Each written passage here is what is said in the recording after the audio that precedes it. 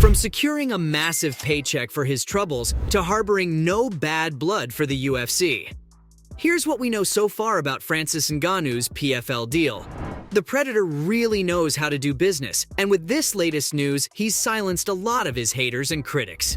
Once the news of his deal with PFL got out, almost everyone agreed that this was probably the most lucrative deal that an MMA fighter has ever signed. It guarantees the baddest man on the planet a high seven-figure purse for each fight, as well as a split of the net profits of any events he's going to be a part of. That alone makes it more than worth his while. But on top of that, Ngannou will also receive a signing bonus and a salary to serve as a brand ambassador for PFL. Apart from that, the Predator will also have a right to have his own sponsors in the cage.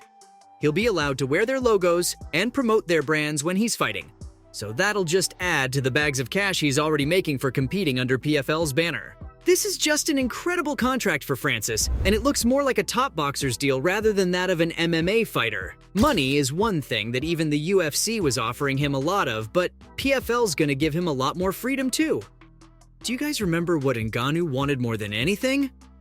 He wanted to box. He needed the freedom to pursue that, and the UFC was denying it to him. That's probably where Dana White dropped the ball on the Cameroonian, because the PFL has no problems offering that to Francis. The contract he signed is non-exclusive in regards to boxing, which means he can go on and box with any other promotion he wants to. This level of freedom is unheard of in combat sports. That's one of the reasons why it's such a great deal for the former heavyweight champ. Plus, the contract is only binding for just a couple of fights, and there are no extensions to it. Like the UFC had a champions clause that allowed them to extend someone's contract if they were holding the title. That won't be a problem with the Professional Fighters League, so Ngannou will be free to pursue other things once he's done with fulfilling the number of fights on his clause. He's gonna make his debut for his new promotion in 2024 in the super fight division. That makes him free to pursue boxing in 2023. You've got to admit, Francis did pretty well for himself, but he didn't forget his fellow fighters either. While talking to MMA Fighting, the Predator confirmed that his salary is guaranteed, but he's also ensured that his opponents are also compensated well.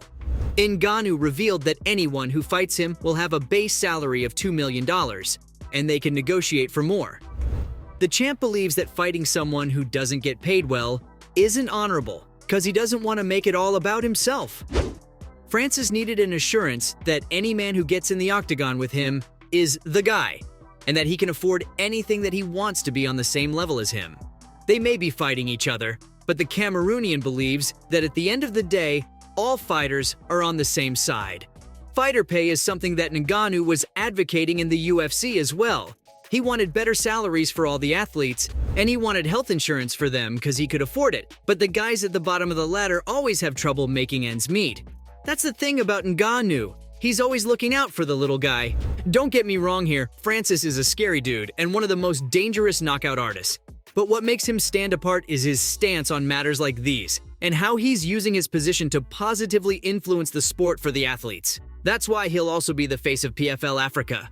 The UFC's been trying to break in the continent for a couple of years now, so this move really screws them over there. Ngannou's described his deal with the PFL as more of a strategic partnership than a simple fighter's contract, because they're going to work on PFL Africa together, and there's no time limit on that.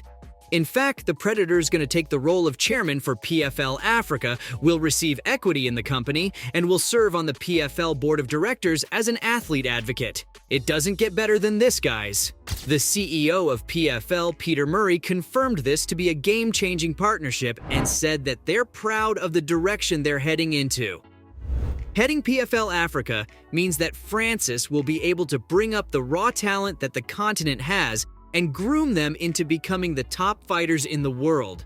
Murray revealed that they'd been thinking of Africa for some time now, and they had Francis pegged as the guy who could be the face of it all. So they're pretty stoked they could manage to bring him on board and give him a leadership position there. Overall, this is a huge deal for the sport, and Israel Adesanya is super happy for Ngannou. The UFC middleweight champ is a longtime friend of the Predator, and he's delighted that Francis will be the face of PFL Africa. Izzy also thinks that by guaranteeing $2 million for his opponents, Ngannou's made sure that some really talented guys are going to come looking for him. And that'll really be good for the PFL. That's a pretty accurate statement, because social media has been blowing up recently. You see, everyone, heavyweight or not, wants to fight the Predator. The money is incentive enough, but right now, Francis has broken through the glass ceiling of MMA and is hands down the most trending fighter in the sport. The last stylebender also said that the UFC is going to be quick to adapt to the situation. Dana isn't dumb, and he knows what's best for business. Lately, the cards that the UFC has been pushing toward the audience are pretty lackluster, so expect that to change soon. They're also going to start offering more money to their fighters just so they can keep the most talented guys on the roster. Izzy believes that it was a huge move by Francis, and it'll cause ripples down the game that'll force change. The thing is, any promotion could have signed him up to spearhead the change in MMA, because he approached them all. Ngannou held talks with One Championship and Bare Knuckle Fighting Championship, and I'm pretty sure Bellator might be in there somewhere too. But none of them were willing to match the Predator's demands. David Feldman, the man behind BKFC, released a statement that Francis was asking for too much money and that they just didn't see eye to eye on the matter. The president of One, Chatri Sitiotong, said that Ngannou wanted to be on the board of directors for the promotion, even though they were offering him $20 million. The baddest man on the planet wanted it all. He wasn't going to settle just for one thing and compromise on another. Francis was done making compromises. He'd made enough with the UFC. You see, guys, Ngannou wasn't asking for too much money or to be on the board of directors for the UFC. He just wanted the freedom to box when he wanted and some basic healthcare for the fighters on the roster. That was pretty much it. But Uncle Dana refused to do that and claimed instead that the Predator was too afraid of fighting John Jones. Later, he also promised that the UFC will never work with Francis because he was impossible to negotiate with. There was a lot of back and forth. The UFC did try to offer him a lot of money if he could just let go of his other demands. But the Cameroonian really wanted to box, and he cared about his colleagues a lot. So as a man of principle, Francis decided to walk away from the UFC, but he holds nothing against the promotion or its president. Ngannou does have regrets on how things ended with Dana, because he did have a long relationship with the UFC and he recognizes what they have done for him. In the end, though, Dana was looking out for his interests, and Francis had to look out for himself.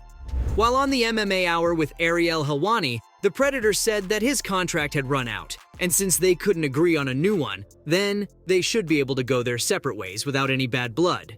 He revealed that the UFC boss actually met him before his last fight with Cyril Gane and tried to convince him to stay with them.